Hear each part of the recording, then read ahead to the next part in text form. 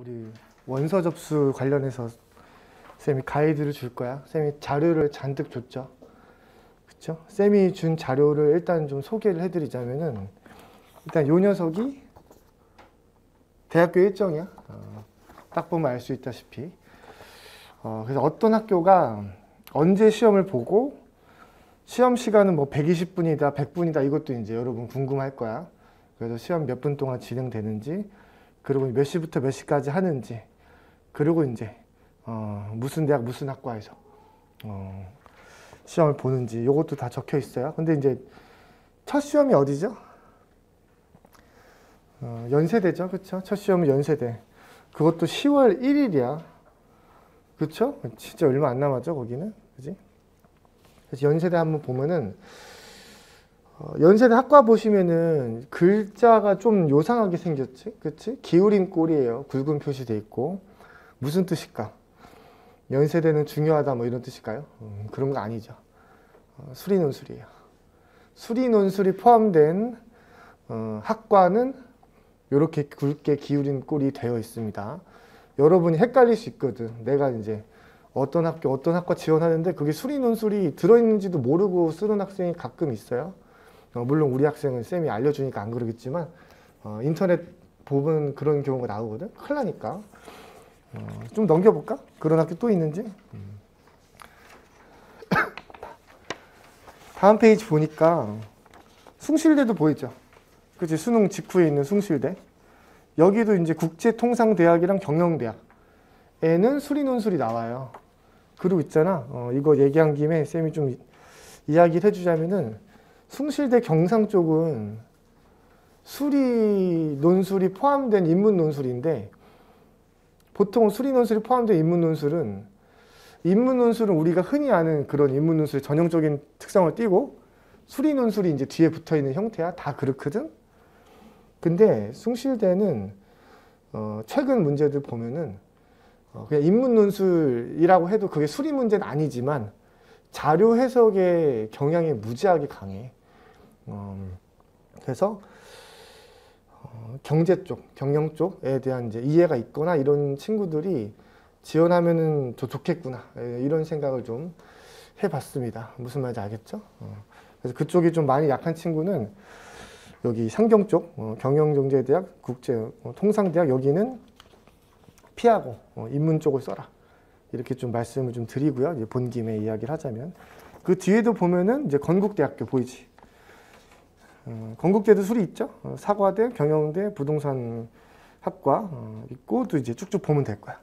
그래서 우리가 수리가 포함된 대학은 어떻게 지원하면 되냐면요. 선생님 보실래요? 기왕에 이미 수리를 잘하는 친구들이 하는 거야. 지금부터 난 여기 꼭 가고 싶으니까 이제부터 수리를 준비하지, 그러면 안 되고요. 나는 어차피 수능 최저로 수학으로 맞추려고 그랬어. 수능 최저를. 그래서 나는 아무리 뭐 이과생이 침공해서 문과 수리 등급이 좀 이제 박살이 났지만, 그래도 내가 3등급 안에, 2, 3등급 안에는 안착해 있어. 라고 이제 4등급은 절대 안 되고, 웬만하면 2등급 나오고, 뭐 3등급 나올 때도 있지만, 그래도 난 수학 잘하는 편이야. 물론 1등급 나오면 당연히 이제 자격이 있고, 2등급이 안정적이거나 가끔 3등급 나오는 요 정도의 학생들은 수리논술을 지원할 자격이 있다, 이렇게 보시면 돼요. 근데 그걸 넘어가면은 안 돼, 쓰면 안 돼요. 쓰면 안 되는 이유는 그런 학생들이 붙을 가능성이 제로다라는 뜻은 아니겠지. 세상에 제로는 거의 없잖아. 근데 이렇게 보시면 돼. 인문논술 지원자 중에서 수리논술 있는 쪽을 지원하는 아이들은 90% 이상이 수학을 되게 애초에 잘했던 애들이야. 그래서 인문논술에서의 변별력보다 수리논술에 대한 변별력이 이게 너무 힘들어요. 왜냐면 잘하는 애들만 몰려있잖아. 알겠지? 그래서 이제 애초에 2, 3등급 혹은 1, 2, 3등급 애들끼리만 모여서 여기서 상대평가를 하니까 이거 박 터진다 라는 거예요. 그래서 수리를 기왕에 잘하는 친구들이 하면 되고, 수학이 내가 1등급이다 그러면은 하시는 게 유리하겠죠. 그렇지? 수학이 내가 1등급이면은 하시는 게 유리하다. 그리고 선생님 수학이랑 수리논술이랑 좀 다르지 않나요? 하면은 사실상 90%는 똑같아요. 그래서 이제 수학을 수리논술 준비한다고 해도 수학 공부가 사실 대부분이고 마지막 10%를 이제 그 서술 방식에 대한 적응이다라고 보시면 돼서 9월달 이후에 수학을 잘하는 학생이 수리논술을 조금씩 시작해도 충분해요. 수리논술 부분은 그렇게 보시면 돼요.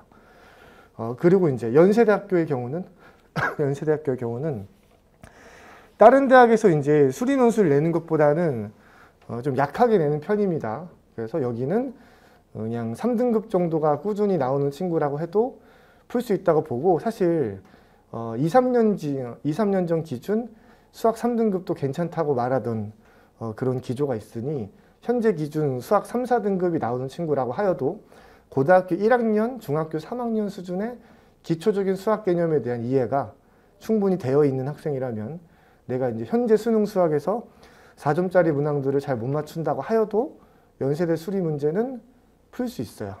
왜냐하면 기초적인 개념을 활용해서 나오기 때문에 그렇습니다. 그러니까 수리 논술을 내는 다른 대학교에 비해서 수리 논술 수준은 되게 낮다는 거야. 알겠죠? 그래서 그거는 이제 고려하시고요. 물론 이렇다고 내가 연세대를 이제 지원하면 되겠다 이렇게 판단할 건 아니죠. 그러니까 연세대는 워낙에 여러분 잘 알다시피 아무리 논술 최상위권을 안정적으로 찍고 있는 학생이어도 그 사람한테도 도전적인 영역이에요. 여러분 잘 알다시피. 그래서 내가 연세대를 쓰는 게 좋을지 안 좋을지 애매한 친구는 특히 현장 강의 학생들은 쌤이 이제 알고 있으니까, 여러분 실력을 알고 있으니까 쌤한테 물어보시면 돼요. 선생님 저 여기 써도 되나요? 안 되나요? 하면은 쌤은 뭔가 이제 쌤 언제나 그렇지만 특히 원서 접수할 때도 마찬가지로 희망적인 얘기로 포장해서 좋게 얘기해 주지 않아요. 그래서 너는 된다, 너는 안 된다 이렇게 얘기를 해줄 거야. 그게 이제 여러분의 뭐 가능성을 이제 제한하는 그런 얘기는 아니야. 근데 이제 쌤은 통계적으로 예측 가능 범위 내에서 어쨌든 여러분이 쌤한테 기대하는 그 전문가로서의 의견이 있을 거 아니야. 그거를 솔직하게 얘기를 해주니까 물어보시면 돼요. 그래서 요거를 잘 보시면 되고요. 여기서 이제 쌤이 좀 이따 다시 얘기해 줄 건데, 날짜가 겹치는 대학들이 있잖아. 그게 좀 이슈야. 날짜가 뭐 다르면은 뭐 쓰면 되는데, 날짜가 겹치면은 선생님 이 대학이랑 이 대학이랑 요 정도 거리가 있고 여기서 시험 끝나는 시간이 요때고 요때 시험 시작이 요때인데 이게 가능한가요? 이 문제가 또 있지. 이 문제가 또 이제 막상 원서 접수를 하려고 하면은 큰 이슈예요. 그래서 막 물어보고 싶을 거야. 쌤이 좀 이따 설명해 줄 거야. 그 두 번째 자료는 요거죠. 요거 보실까요? 그래서 엄청 중요한 수능 최저죠. 수능 최저. 쌤이 참고로 지금 여러분 보여주는 요 자료들은 어딘가 이제 인터넷에서 누가 대신 정리해 준 기사나 뭐 이제 교육청 자료나 이런 걸 보고 정리한 게 아니고요. 여기 대학교 입시 요강을 최근 한 3, 4일 내로 최근 거를 다 확인해서 일일이 전부 다 체크한 다음에 요거 한번 봐봐. 그래서 이제 하던 얘기를 다시 이제 해보자면은 쌤이 최근 모집 요강을 다 물론 쌤이 다 한 건 아니고 쌤을 도와주시는 분들께서 일일이 다 해서 진짜 수십 시간 동안 체크를 한 거예요. 그래서 이제 아마도 오류는 없을 것이다라고 쌤은 생각하는데, 그래도 사람 일이 이제 혹시 모르니까 여러분이 선택한 대학에 대해서는 마지막으로 한 번씩 체크를 해서 점검하시는 게 이제 필요하다, 이런 말씀을 좀 드리고요. 그래서 이제 여기 수능 최저를 보시면은 여러분 뭐 다 대략적으로 알고 있을 텐데 혹시 자기가 지원하는 대학의 수능 최저가 헷갈린 친구 체크하시면 되고, 그리고 이게 있어. 예를 들면은 수원대학교 혹은 고려대 세종 이런 학교 있거든요. 이제 인문논술을 출제한다고 하는 학교들이에요. 근데 여기 없거든요. 여기 없어. 안 써 있고 우리 이제 일정표에도 없어요. 왜 그러냐면은 우리가 준비하는 그 논술이 아니야. 여기 써 있는 학교만 우리가 준비해서 쌤한테 배운 걸로 잘 풀 수 있는 그런 종류의 논술이에요. 여기 포함된 대학교들이. 그래서 이제 그 상황을 좀 조금만 설명해 주면은, 원래 이제 적성고사라는 게 있었어. 근데 그게 이제 없어지면서 그 인원들이 이제 논술이란 형식을 빌려서 왔는데 사실은 이제 적성고사가 이어지는 그런 경우들이 있거든요. 그래서 그거는 쌤이 이제 제외를 시켰으니까 그거 이제 헷갈리지 말고 여기 요 안에 있는 대학교는 내가 잘 대응할 수 있는 학교구나 이렇게 보시면 됩니다. 그리고 여기 이제 표에 보시면은 응시라고 써 있는 게 있어. 그렇지? 경북대학교 한국사 응시. 그렇죠? 어떤 거 5등급, 어떤 거 4등급 이렇게 돼 있죠. 한국사 봐봐. 그러면 이게 무슨 소리일까? 5등급이면 5등급 안에 들어야 된다는 거고 자격 기준인 거죠. 그래서 응시면 뭐야? 응시는 해라. 응시만 하면 돼. 점수는 신경 안 쓸게. 그리고 아예 빈칸도 있죠. 한국사에서. 그건 뭐야? 아예 신경 안 쓴다는 거야. 네가 보든지 말든지 몇 등급인지 신경 안 쓴다. 뭐 이런 건데요. 쌤이 조언하자면은 당연히 응시하세요. 이거 지원할 때. 그리고 이제 이거 얘기한 김에 여러분 수능 지원 아직 안 했지? 수능 지원. 이제 좀 있으면 할 거야. 그때 아직 안 했지? 수능 시험 지원. 선생님 수능 시험 지원해요? 수능 시험도 지원하는 거야. 깜짝이야. 이미 한 줄 알고. 그거 지원할 때 자기가 어떤 선택 과목을 할지 써서 내야 돼 미리. 그거 처음이라 잘 모르시는군요. 그래서 그걸 하거든요. 그거 할 때 내가 제2외국어를 시험 보는 친구도 있고 안 보는 친구도 있잖아. 그치? 제2외국어 무조건 보세요. 무조건 보세요. 이제 이건 경험칙인데 뭐냐면은 왜 보라 그럴까? 제2외국어를 보는 친구들끼리만 모여서 보거든요. 아무래도 수능 포기자가 거의 없어, 이 그룹은. 근데 우리가 그 제2외국어를 안 보거나 혹은 막 사탐도 안 볼래요 이런 친구들이 이제 껴있는 곳은 이게 사실 편견일 수는 있으나 통계적으로 중간에 이제 막 수능을 포기한 친구들이 이제 한두씩 껴있을 수 있는데 가끔 그런 친구들이 이제 수능 시험 때 방해가 되는 행동을 하는 경우들이 있었다. 이게 쌤이 이제 뭐 그런 편견을 가지고 얘기한다기보다는 그런 사례들이 종종 있어서 좀 안 좋은 일들이 있습니다. 왜 수능 시험 때는 워낙에 민감한 사안이라서 대각선에 있는 애가 다리만 떨고 있어도 신경 쓰여요. 쌤도 수능 볼 때 그랬어.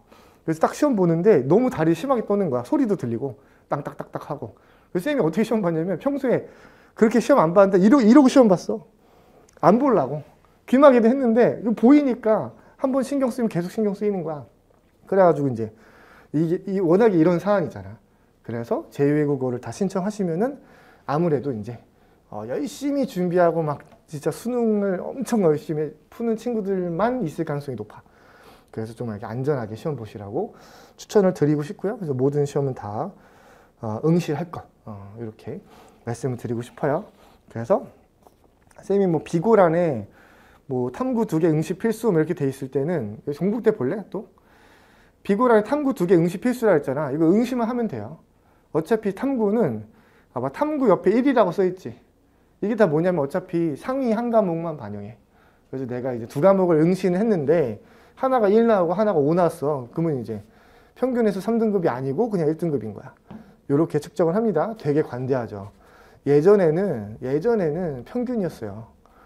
그러면 이제 난리 나는 거야. 평균이랑 이 상위 한 과목은 큰 차이거든요.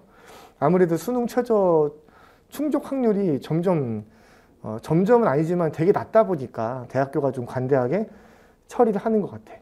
참고로 작년 기준으로 수능 최저 충족 확률은 대학마다 당연히 다르지만 대략 30% 내지 40% 사이, 한 35% 정도가 평균적인 충족률이죠. 이게 굉장히 충격적인 숫자잖아. 그쵸? 왜냐면 여러분 이거잖아. 여러분 좀 있으면은 원서 접수할 건데 여러분이 원서 접수 6개 정했어. 그때는 당연히 어떻게 했냐면은 엄마 아빠랑도 이야기를 하고 스스로한테도 이제 물어보고 나 같은 선생님들한테도 물어보면서 이렇게 이제 확인한 거 아니야. 이거 수능 최저 맞출 수 있지? 그래서 그래 맞출 수 있어. 엄마 나 맞출 수 있어. 선생님 저 진짜 맞출 수 있어. 이렇게 하고 쓴 거야. 근데 그렇게 10명이 쓰면은 7명이 떨어지는 거지. 황당한 거죠. 이게 사실 뭐야? 이게 사실 집단적으로 요새 우리 하는 말로 이렇게 말하면 조금 희화라서 이상한 건데 쓰는 말이야. 행복해로 가자 이거야. 가자. 맞출 수 있을 거야 하면서 이제 약간 질렀다는 뜻이에요. 그래서 이거에 대해서 조금 설명해 볼게. 이제 요 얘기는 오늘은 꼭 해야 되니까 봐봐. 여러분 9월 모평 볼 거잖아. 좀 있으면 그쵸? 9월 모평. 그리고 그 직후에 접수해요. 그 직후에 접수해. 그러니까 아직 우리는 시간 여유가 좀 있는 거야. 그러니까 좀 천천히 생각하자는 거지. 그러고 나서 이제 수능이 한 2달밖에 안 남은 거잖아. 요 사이가. 그지? 2달이야. 그럼 학생들은 이제 어떻게 생각하냐면은 아마 이때 원서 접수할 때 일단 9월 모평 점수도 고려하겠죠. 그 다음 뭐도 있어. 6월 모평 점수도 있잖아. 모평도 있지. 그 다음에 3월 모의도 있잖아. 중간휴가 사설도 봤죠. 그치? 이 점수들을 다 고려해서 원서 접수를 하는 거야. 즉 충분한 근거를 가지고 한다고요. 그러니까 아이들이 한 10명이 지원했으면은 이합사로 그 학교에 지원했다. 그러면은 10명 중에 한 7, 8명은 통과해야 하는 게 정상이거든. 그런 걸 가지고 이제 진지하게 하는 거잖아. 막 지르는 게 아니고. 근데 진짜 막 지르는 것 같은 결과가 나오는 거야. 10명 중에 3명만 붙으니까 수능 최저를. 이게 왜 벌어질까? 왜 이럴까? 왜 집단적으로 이때 비이성적인 행동을 할까요? 쌤이 가자라고 얘기하는 게 사실 과장은 아니야. 가봐. 여러분도 이제 이거 할 때 희망회로 돌려가지고 막 이렇게 무조건 난 잘 될 거야 이렇게 긍정 마인드 해가지고 이제 쓰는 게 아니다. 왜 이렇게 쓰는 줄 알아? 쌤도 많이 겪어봐서 알아. 쌤도 이런 학생이었거든. 쌤도 수능 최저 떨었어. 쌤이 사수생이잖아. 몰랐니? 사수생이 된 이유는 쌤은 논술 잘했어요. 쌤 논술 학생 때도 잘했단 말이야. 근데 최저에서 다 떨어진 거야. 오케이? 최저 떨어져서 수능을 망쳐서 결국 못 간 케이스가 이제 많단 말이지. 그래서 여러분한테도 이제 그 얘기 좀 진하게 할 건데 봐봐. 이때 지르는 이유는 이겁니다. 여러분들 이제 지금은 지금 멀뚱멀뚱 할 수 있지만 막상 구평 딱 보지? 그리고 원서 접수하는 날이잖아? 그러면 이게 구평을 봤을 때 그 위기감과 불안감과 이제 막 긴장 초조 이제 얼마 안 남았구나. 원서 접수하고 이러면은 마음이 난리 나요.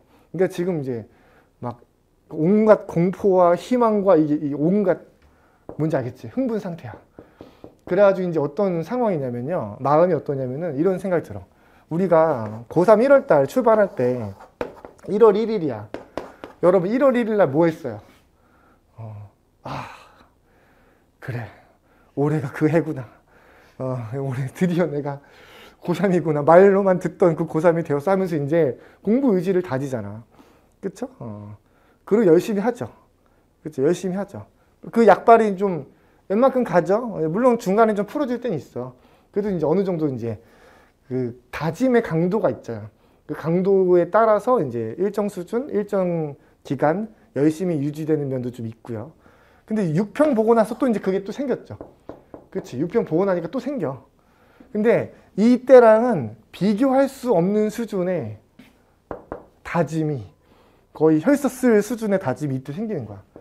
뭐야? 봐봐. 이때는 이거야. 1년 동안 열심히 해보자인데 이때는 뭐야? 겨우 2달밖에 안 남았어요. 그러니까 의지는 센데 남은 건 2달이야. 그러면 수험생 대부분이 어떤 생각하냐면은 남은 2달은 진짜 죽어도 좋아. 이러고 진짜. 하루에 4시간만 잘 거야. 막 이런 생각해요. 물론 그러면 안 되지. 4시간 자고 3시간 자고 이러면은 큰일 나는데 그런 의지를 다져.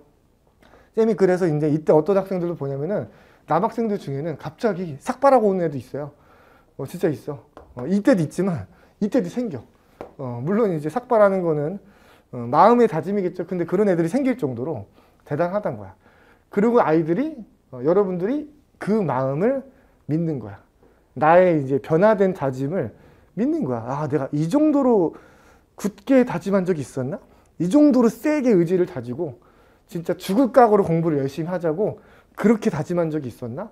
하니까 자기가 앞으로 2달 동안 미친 듯이 열심히 하리라는 것에 대해서 조금의 의심도 없는 거죠. 그러면은 이제 정말 이 기간 동안에 그만큼 열심히 할까? 하는 문제야. 열심히 하지 않을까요? 여기서 정답은 그만큼 열심히 해요. 이때는 공부 안 하던 친구들도 물론 다 열심히 했겠지만 그래도 안 하던 친구들도 이때는 다 열심히 한단 말이야. 근데 문제가 여기 있어. 나만 열심히 해야지 이기는 건데 상대편 거잖아. 옆에 친구들도 봤더니 다 미친 듯이 뛰고 있는 거야. 이때가 그런 시기예요. 그래서 상대평가 안에서는 나만 열심히 뛰고 다른 애들 설렁설렁 뛰어야 돼. 그래야지 내가 등급을 높이는 거잖아. 근데 이때는 그게 안 되는 거야. 오히려 그런 건 이때 되는 거야. 남들은 설렁설렁 약간 풀어질 때 나만 미친 듯이 뛰면 내가 앞서 나간 건데 이때는 아니야. 그러니까 나는 내가 엄청 열심히 할 거니까 그동안 내가 6평에서 예를 들면 국어가 2, 3 진동을 했다. 영어가 2, 3 진동했다. 혹은 3, 4 진동했다. 그러면 이제 나는 요걸 이렇게 되리라고 확신하는 거야. 2등급 되리라고. 글을 넣었는데 현실은 오히려 주변 친구들이 너무 열심히 하기 때문에 내가 그만큼 열심히 해봤자 똑같은 거거든. 그래가지고 이제 비슷하게 나올 확률이 사실은 통계적으로 높아. 여러분들이 진동하는 거를 좋은 쪽으로 생각해서 지르기 때문에 이때 많이 털리는 거예요. 그럼 어떻게 하라고? 진동하는 걸 가정하지 말고 정말 이제 6평 점수. 6평 때 맞춘 체조 있잖아. 6평 때 그냥 맞춘 체조. 맞출 수 있었던 체조 말고 맞춘 체조. 이때도 9월에 맞춘 체조가 있을 거 아니야. 3월에 맞춘 체조. 이게 내 수능 성적이다 라고 가정하고 원서 접수하면은 70%가 탈락하는 그런 일은 없어요. 오케이? 근데 이제 조금만 하면은 이것까지 할 수 있었을까 이 생각을 하고 접수하면 안 된다. 알겠죠? 그래서 우리는 기본적으로 모평을 하기 전에 1단락 한번 결정해 볼 건데 여러분 9월 모평 보고 나서 점수가 많이 높아지거나 많이 낮아지거나 해서 변동이 크게 있으면은 그것도 이제 조정의 여지를 당연히 둬야 된다. 알겠죠? 그래서 요거. 그래서 우리한테 가장 중요한 원칙 중에 하나 수능 최저다. 쌤이 이제 정리해서 조금 있다가 다 정리해서 한번 다시 얘기해 줄게. 그 다음 페이지 넘기시면 내신이죠. 내신. 내신 보시면은 살짝 소개를 해주면은 이것도 다 이제 최근 자료로 확정돼서 쌤이 주는 거야. 그래서 반영 교과가 이제 왼쪽이 보이지. 그래서 전 과목을 반영하진 않습니다. 주로 국영수사과, 국영수사 요 정도를 반영한 대학교가 대부분이라서 내가 알고 있는 내신은 전체 평균 내신일 가능성이 높아요. 그래서 이거를 이제 요 과목별로 뽑아서 다시 계산해 봐야 돼. 알겠죠? 그래서 그걸로 이제 측정하면 되고요. 그리고 밑에 막 각주가 이제 1, 2, 3, 4 이런 거 있잖아. 그래서 요건 좀 특수하게 하는 방식인데 보통 이렇게 특수하게 할 때는 잘 본 것만 추려서 그러니까 결정하는 그런 방식이 많아. 예를 들면 이제 이화여대 같은 학교들이 이화여대 잠깐 볼래? 밑에서 이제 한 10번째쯤 있다. 이화여대 국영수사과 한 들어간대요. 그리고 상위 30단이야. 이런 게 뭐냐면은 한 단이라고 하는 거는 한 과목에 한 학기 성적을 한 단이라 그래. 그 2학기 때도 있을 거 아니야, 그 과목이. 그렇죠? 그럼 이게 두 단이야. 그래서 내가 잘 본 단위가 30개, 제일 잘 본 거 30개를 골라서 걔네들만 이제 평균을 재는 거야. 그래서 나온 게 이제 2대식 논술 내신 등급인 거죠. 무슨 말인지 알겠죠? 그렇게 측정하면 돼. 그래서 2대는 논술 합격자의 내신 평균이 엄청 높아. 2.2등급이거든. 그래서 보통 한 3, 4등급 나와. 논술 합격자의 내신 평균이 4등급대가 엄청 많거든요. 4점대 초반이 엄청 많은데 2대 엄청 높거든. 2.2야. 그러니까 이게 다 오해라는 거야. 오해라는 거야. 2대식으로 계산하면은 그냥 4.1, 3.8 나오는 애가 2대식으로 계산하면은 2.3 나와요. 알겠죠? 그래서 잘 본 것만 추리니까 그렇게 되는 거니까 쌤이 이제 그런 거 전부 종합해서 오른쪽에 보시면은 왜 굵은 볼드 처리된 등급 점수가 보이죠? 그치? 그리고 어느 순간부터는 굵은 숫자가 아니지. 이게 뭘 뜻하는지 느낌 오시죠? 그래서 굵은 데까지는 지원할 수 있다 이렇게 보시면 돼요. 요 대학교 점수식으로 계산해서 내가 만약에 5등급이다. 그러면 5등급인 학생은 지원을 못할 곳은 없어요. 지원을 못할 곳은 없는데 이제 6등급이다. 그러면 6등급이 되는 학교가 있고 안 되는 학교가 있지. 이렇게 계산하는 거야. 선생님 저는 3, 4등급인데요. 그러면은 이제 아무 신경 쓰지 말고 아무 데나 넣으셔도 된다. 내신으로는 그렇게 보시면 되고 보통 6등급부터 고민이 필요한데 요거 보시고 판단하면 된다. 그리고 맨 오른쪽에 보면은 비교 내신도 있어요. 검정고시 출신이라면은 무조건 비교 내신이고 나이랑 상관없이. 그리고 이제 나이가 좀 많아지면은 뭐 쌤처럼 막 사수생이다 이러면 이제 서강대 같은 학교가 이제 사수생 그래 너 고생 많이 했으니까 너는 이제 내신은 우리가 생각하지 않고 워낙 옛날 일이니까 너의 논술 점수를 너의 내신 점수처럼 생각할게 뭐 이런 거야. 비교 내신이라면 이런 거거든. 간단히 설명할게. 내가 논술이 예를 들면 이제 100점 만점 중에 90점을 받은 거야. 근데 90점이 나만 있을 게 아니고 동점자가 몇 명 있을 거거든? 그럼 동점자가 3명 있다 쳐. 근데 얘네도 내신 점수 갖고 있어. 난 없는데. 요 3명의 내신 점수 평균을 내보니까 예를 들면 그게 2.7이야. 그게 이제 나의 내신으로 온다는 거야. 그게 비교 내신이야. 그래서 보통 논술을 잘 보면은 그냥 내신도 해결이 되는 시스템이야. 그래서 내신이 매우 낮은 친구는 차라리 비교 내신 적용받는 게 훨씬 유리하죠. 왜냐면 쌤이 이 얘기하는 이유가 가끔 이 투스에 질문 올라와. 선생님 저 검고 출신인데 검고 출신은 불리하지 않나요? 오히려 사실 유리. 내신이 낮은 친구였다면 검고가 훨씬 유리하다. 라는 것 좀 이야기를 해드리고요. 요거 보시고 정리하시면 되고요. 그 다음에 또 오른쪽 페이지 가시면 한 4페이지로 뭔가 막 써있죠? 뭔지 느낌 오니 이게? 여러분이 시험을 보시는 그 대학교들의 최근 모의고사 혹은 공개된 모의고사 그리고 작년 기출문제, 작년 기출은 전부 다 공개가 됐고 올해 모의고사는 아직까지도 공개 안 하는 대학교가 있어요. 쌤이 이거 어젯밤까지 확인했습니다. 어젯밤까지 확인해서 현 시점으로 공개된 모의고사에 대한 그 글자 수, 뭐 유형 분석, 그리고 논제 분석 난이도, 그리고 문학이 나오느냐, 자료가 나오냐, 그리고 비고라는 영어가 나오느냐 라는 거를 이제 처리해 뒀어요. 여러분이 어떻게 활용하시면 되냐면은 일단은 가장 중요한 건 뭐냐면은 논제에 나와 있는 상중하야. 논제에 나와 있는 상중하. 쌤이 이제 너무 디테일하게 나누면 여러분 괜히 복잡할까봐 딱 3단계로만 나눴어. 논제 난이도 하는 뭐야? 내가 논제 분석이 헷갈릴 일이 없다. 아, 이렇게 풀면 되는구나. 이렇게 구성하면 되는구나.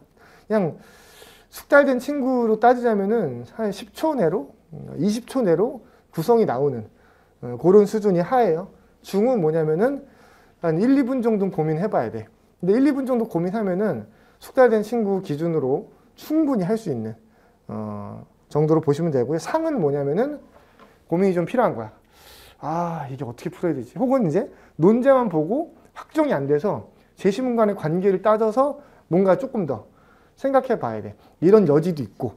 그래서 이제 그렇게 좀 복잡성이 있어서 이게 논제 분석이 만약에 자신감이 매우 떨어지는 친구라면은 상이라고 되어 있는 곳은 피하는 게 좋다. 라는 말씀을 좀 드리고 싶어요. 알겠죠? 그리고 이제 문학이랑 자료도 넣긴 넣어놨는데, 문학이 있으면 문학을 피해서 넣어라 뭐 이런 얘기는 아니야. 근데 간혹 가다가 문학에 대해서 거의 공포 수준으로 무서워하는 친구들도 있어요. 그런 친구들을 위해서 쌤이 넣어놓긴 한 건데, 이건 쌤이 또 이런 주의점을 드려야 돼. 이때 문학을 출제 안 했지만 올해는 출제할 수도 있어. 문학을 내고 말고는 학교가 진짜 랜덤으로 그냥 맘대로 하기 때문에 문학을 피하고 싶다 이런 거는 사실은 좀 불안정성이 있다는 거. 그래서 문학은 어차피 넘어야 될 산이다 라는 거야. 그리고 자료는 냈다 안 냈다 이런 경우는 잘 없습니다. 이때 안 냈으면 올해도 안 낼 가능성이 높은 거야. 그래서 만약에 내가 자료를 너무 무섭다 이거 난 진짜 자료 너무 싫다 자신 없다 이러면은 피해서 쓸 수 있겠죠. 그런 걸 위해서 넣는 겁니다. 그래서 비고라는 영어 제시문이 나왔던 경우에 대해서 쌤이 영어라고 써놨고 또 특이사항 있을 때 쌤이 가끔 뭐 이건 소문항으로 자기가 쪼개졌다 뭐 이런 거를 표시해 놓은 건 있어요. 그리고 마지막 하나는 여기는 안 들어갔어. 근데 여러분이 그걸 마지막에 체크해야 되는데 독해에 대한 그 뭐랄까 수준 판단이야. 그래서 여러분이 이런 이제 논제 수준 그리고 뭐 자료 나오는지 여부 이런 것들을 그 수리도 표시돼 있어. 수리 논술은 수리라고 표시해놨고 그런 것들을 고려해서 이 학교가 적합한 것 같다 라는 판단이 들잖아. 그럼 마지막으로 쌤이 이렇게 표시해 놓은 최근 기출 혹은 올해 모의고사 여러분도 찾을 수 있거든. 홈페이지 들어가면은 쉽게 찾을 수 있어. 그걸 다운받아서 최소한 그 제시문들을 읽어봐야 돼. 읽어봐야 돼. 지원하기 전에. 그러니까 지원할 때 좀 준비할 게 많은 거야. 읽어보고 나름대로 읽히네. 나름대로 이제 독해에서 풀 좀 감이 생겨. 이러면은 당연히 쉽게 할 수 있는데 어떤 경우는 제시문 내가 좀 읽어봤는데 막 미치겠는 거야. 너무 어려워. 이런 경우라면은 독해 난이도가 나한테 좀 높을 수 있다. 알겠죠? 그래가지고 그건 좀 고려해서 마지막 체크를 한번 해볼 걸. 알겠죠? 그리고 이제 유형 보시면은 보통은 이제 뼈난 유형들이 다 있어. 뭐 비교, 사실추론, 가치추론 뭐 이렇게. 지금 봐봐. 사실추론, 비교, 가치추론, 뭐 사실추론, 비교, 사실추론, 가치추론, 사실추론, 수리, 사실추론 봐봐. 사실추론, 가치추론의 비중이 엄청나게 높죠. 그러니까 사실상 논술의 상당수는 요거 두 개 유형이 중심 유형이고 그 다음 비교죠. 요약이라고 써 있는 건 보통은 조건부 요약을 또 뜻해. 이런 조건을 지켜서 뭘 해라. 그래서 가나의 공통점을 뽑아라. 이거는 요약인 거야. 그렇죠? 그런 식으로 쌤이 처리를 해놨으니까 그렇게 보시면 되고 비교라고 되어 있는 건 공통점, 차이점을 뽑으면서 차이점이 중심이 되는 거. 요게 이제 비교다. 여기서 이제 좀 여러분 조심하셔야 될 거는 견해라는 유형이 보이면요. 일단 어렵다 이렇게 생각하시면 돼요. 알겠죠? 유형란에 견해라고 보이면은 이거야. 쌤이 여러분한테 사인을 주는 거야. 이거 어렵다.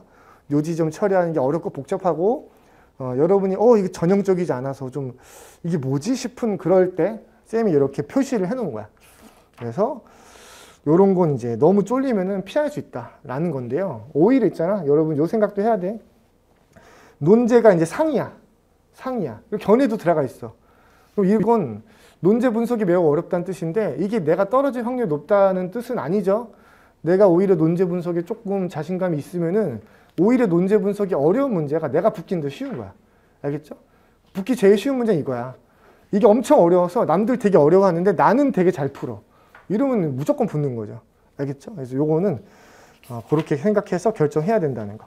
오케이. 그래서 요거까지 여러분들이 고려해서 보셔야 된다. 그래서 요거 한번 볼까? 마지막으로 요거. 대학 선정 우선순위. 이 정보들에 대한 판별 우선순위가 있겠죠. 그 1번 우선순위는 수능 최저입니다. 수능 최저. 뭘 고려해도 수능 최저부터 통과되는지 확인해야 돼. 그래서 기준은 요거죠. 써 있는 거 보자. 1번. 369에서 다 충족시킨 거. 369에서 난 다 충족시켰다. 내가 2합사에 노리는데 2합사는 떨어진 적이 없어. 그러면 얘는 6개 중에 3개 이상. 3개 이상. 채워야 되고 3, 4개 정도 추천합니다. 2번. 369에서 한 번 이상 수능을 충족시킨 적이 있다. 근데 한 번밖에 없어. 혹은 한두 번이야. 이러면 걔는 이제 2개 이하다. 2개 이하다. 그럼 이건 무슨 말일까? 3월, 6월, 9월 중에 한 번도 충족시킨 적이 없었던 최저는 예측 가능성으로 볼 때는 불안정한 게 너무 큰 거죠. 그런 거 지르면 이제 쌤이 아까 설명했던 그 10명 중에 떨어지는 70%에 해당될 수 있는 그런 거야. 그래서 그거는 너무 아쉬운 얘기지만 이때 우리가 잘 이제 꾹 참고 진짜 참아야 돼. 여기는 못 쓰겠구나. 너무 아쉽지만 포기해야 됩니다. 아셨죠? 여러분의 합격의 안정성을 위해서 쌤이 하는 이야기야. 그래서 3번. 위 선정 대학에 대한 수능 최저 충족이 불안한 경우 혹은 내가 이제 2합사, 2합오를 맞추기가 힘든 상황이다. 이런 경우에 수능 최저 없는 대학을 많이 쓰시겠죠? 그때는 이제 수능 최저 없는 데서 고르자 라는 건데 수능 최저 없는 데서 중에는 연세대, 한양대 빼고는 이제 다 비슷하다 이렇게 생각하시면 돼요. 뭐 단국대, 아주대, 인하대 어디가 더 빡센가 하면은 그냥 비슷하다 이렇게 보시면 돼요. 왜냐면 비슷하다고 하는 이유는 뭐냐면은 뭐 인하대 문제가 단국대 문제보다 문제 자체의 절대적인 난이도는 어렵거든요. 근데 그게 중요한 게 아니야. 우리한테 중요한 거는 경쟁자가 누구인가거든. 경쟁자가 누구인가? 논술 잘하는 애들 사이에 껴서 보느냐 아니면은 아닌 친구들 사이에 껴서 보느냐 이게 이제 큰 차이일 텐데 보통 수능 최저 없는 대학을 주로 쓰는 친구들은 걔네들끼리 모여서 시험 보는 경우가 많아요. 그래서 그 중에서 내가 잘 보면 계속 잘 보는 거고 그 중에서 내가 실력이 떨어지면 계속 이제 실력이 낮은 거야. 그래서 거기 안에서는 그냥 쓰고 싶은데 써라 이 말이에요. 알겠죠? 그래서 그리고 아까 얘기했지만 연세대, 한양대 지원자는 이제 나한테 한번 물어봐라. 선생님 저 써도 되나요? 그럼 쌤이 여러분의 글을 알고 있으니 대답해 주겠다. 2번 내신 성적. 그건 이제 쌤이 말했듯이 굵은 글씨로 표기된 부분까지가 지원 가능 선이다. 3번 경쟁 수준 고려하여 분배. 여기서부터는 좀 새로운 얘기인데 1군 대학, 2군 대학이라고 써있지. 그치? 1군 대학이 연세대, 서강대, 성균관대, 한양대, 중앙대, 이화여대, 경희대, 한국예대 입니다. 여기가 1군 대학이에요. 이게 이렇게 붙이는 이유가 뭐냐면 봐봐. 여러분이 이렇게 가정해봐. 여러분이 수능도 되게 잘 보고 수능도 최저 뭐 3학력 이런 거 안정적 통과하는 사람이야. 그리고 내신도 결격 사유가 없어. 한 3.4등급이야. 결격 사유 없죠.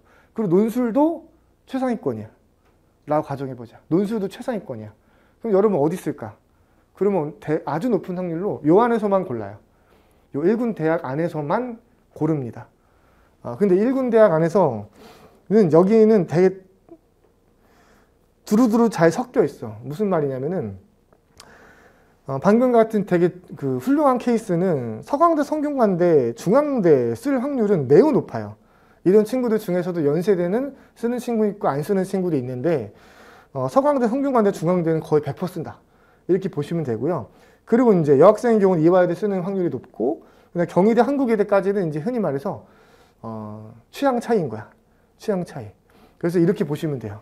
선생님 내가 성균관대 쓰려 그랬는데 좀 쫄려가지고 외대 쓰려고요. 근데 이게 논술 실력에서만 따져보면은 성대에서 외대로 우리가 정시 기준에서는 내려온다고 표현할 수 있는 차이잖아. 그죠? 근데 논술에서는 그 정도 차이가 안 나. 그 정도 차이가 안 나. 왜? 성대 시험 보러 간 친구가 다음날 밥 먹고 외대 시험 보러 오는 거야. 오케이? 걔가 걔야. 그냥 걔가 이제 다음날 집에서 잠자고 왔다가 여기 시험 보러 왔어. 성대 시험 볼 때는 미친 듯이 열심히 했다가 외대 시험 볼 때 좀 힘을 풀고 설렁설렁 볼까? 아니죠. 여기도 미친 듯이 열심히 보죠. 그래서 경쟁자가 걔가 걔거든. 그래서 별 차이가 안 난다. 알겠죠? 그래서 요 안에서는 또 뭐야? 소신이야. 알겠죠? 왜냐면 실제로 뚜껑 열어보면요. 이런 케이스 엄청 많아. 외대, 경희대, 이화여대, 중앙대, 성균관대, 서강대 지원했다 쳐보자. 근데 외대 떨어졌어. 경희대 떨어졌어. 최저 다 맞췄는데. 중앙대 떨어졌어. 한양대 떨어졌어. 성균관대 떨어졌어. 근데 서강대는 붙었네? 이런 경우가 허다해요. 허다해. 정시에서는 이해가 안 되는 일이잖아. 그치? 한국외대 떨어진 친구가 서강대를 붙을 가능성이 정시에서는 제로죠. 논술에서는 너무 많이 일어나는 일이야. 알겠죠? 그래서 이거는 요 안에서는 소신 지원이다. 쓰고 싶은데 써라. 라는 겁니다. 일단 2군 대학은 건국대, 동국대, 홍익대, 숭실대, 세종대 등의 인설 중위권 이상 대학이다 해서 1군 대학은 아니지만 여러분이 딱 알 수 있어. 대중적인 인기도가 있는 대학들이야. 라고 보시면 되고요. 그럼 3군 대학은 뭔가요? 그럼 쌤이 여기 안 쓴 대학들. 그리고 이제 2군에 포함이 안 된다고 내가 의식이 되는 대학들이야. 쌤이 굳이 언급하지 않을 테지만 인기도는 좀 이제 떨어지는 학교다. 라는 건데 이제 여기에 대한 기준입니다. 밑에 써 있죠. 매번의 글쓰기에서 모범 답안의 수준의 글을 써내는 극상위권이 아니면 1군 대학은 3개 이내로 제한한다. 내가 극상위권이면은 1군 대학으로 도배를 해도 돼요. 근데 그건 진짜 드문 케이스야. 극상위권 기준은 뭐냐면 거의 매번 80점대 후반 혹은 90점대 초반. 그리고 나한테 제출했을 때 최소한 3개 중에 1개 이상은 A뿔. 재점사 기준으로. 뭐 이런 거를 이제 기준으로 보시면 돼. 이러면은 솔직히 1군 대학 도배해도 인정이지. 그럴 자격이 있으니. 근데 그렇지 않을 때는 3개 이내로 제한한다. 그럼 나머지는 2군, 3군에서 섞어 쓰자라는 거야. 맞죠? 4순위, 나한테 잘 맞는 대학. 요건 쌤이 아까 분석해준 자료 있죠? 유형별로. 특히나 내가 잘하는 유형도 있지만 너무 자신 없는 유형을 피하는 용도로 쓰시는 게 더 좋다라는 겁니다. 그리고 이제 수리논술, 영어 제시문 같은 것도 써 있으니까 그거 보고 못하는 걸 빼라. 그 다음에 5순위. 그렇게 해서 후보들을 결정하고 나면은 이제 순서 일정 겹치지 않는 대학교 골라야 되죠. 같은 날짜일 때 고려하는 거야. 밑에 표 보시면 이렇게 써 있죠. A대학 논술고사 9시 시작해서 11시에 끝나요. 그리고 이제 출발역에서 도착까지 11시에서 11시 30분. 이게 무슨 얘기냐면 출발역 도착까지라고 보시면 되는데 시험이 끝난 다음에 봐봐. 학교가 여기 있어. 지하철역이 여기 있어. 그럼 내가 11시 시험 딱 끝나니까 이때 우다다다 나와가지고 여기 네이버 지도 보니까 한 7분 거리야. 그러면 11시 한 10분이면은 지하철 탈 수 있겠구나. 이렇게 안 된다는 거야. 왜냐면 여러분이 11시 시험 끝나잖아? 그럼 언제 나오는 줄 알아? 언제 내가 나올 수 있을까? 교실 밖을. 교실 밖을 언제 나오냐? 최소한 10분 걸려요. 왜 그럴까? 시험 이때 딱 끝났잖아. 왜냐면 여러분 핸드폰 때문에 그래. 핸드폰 때문에 그래. 여러분 수능 시험 볼 때도 그러겠지만 이때도 핸드폰 다 걷어요. 다 걷어서 여기 앞에 막 꽂아 놓든지 막 이렇게 한단 말이야. 그날 시험 딱 끝나면은 핸드폰 나눠줘. 근데 이거 한꺼번에 우르르 가져가세요. 일로 오세요. 이렇게 할까? 아니지. 한 명 한 명 다 확인하고 나눠주고 확인하고 나눠주고 한단 말이야. 그래서 교실에 있는 모든 학생이 핸드폰 전부 다 돌려받은 걸 확인하면 그때 나가는 거야. 이게 최소한 10분 걸리고. 그래서 이제 10분, 11시 10분에 나왔으니까 우다다다 뛰어가면 또 17분이 도착하겠지? 그럼 20분이면 탈 수 있겠지? 아니야. 이러고서 딱 나오잖아? 그럼 어떤 관계 펼쳐져 있을까? 그지? 물반 고기반이에요. 그래서 이게 대학교인지 무슨 중국 만리장성이 이제 내가 이제 관광을 왔는지 헷갈릴 정도로 사람이 디글디글해. 그날은. 진짜 장난 아니에요. 여러분 가끔 신문기사 봤을 거야. 성균관대나 뭐 연세대 같은 시험 보면은 난리 나죠? 그래. 시발교구에는 난 절로 가야 되는데 인파가 일로 가고 있으면 일로 못 가요. 진짜 그 정도야. 이렇게 낑겨서 가야 돼. 그래서 이때 고려하면은 30분 걸린다는 거야. 알겠죠? 그래서 그거 계산해야 돼. 그래서 30분에 딱 지하철을 탔어. 그래서 도착역까지 이제 1시간 걸렸어. 그래서 12시 30분 왔어. 그럼 12시 30분에서 대학까지 1시간 이렇게 30분 또 잡았는데 요거 때는 아까 말한 수준으로 낑기는 거를 고려하지 않아도 돼.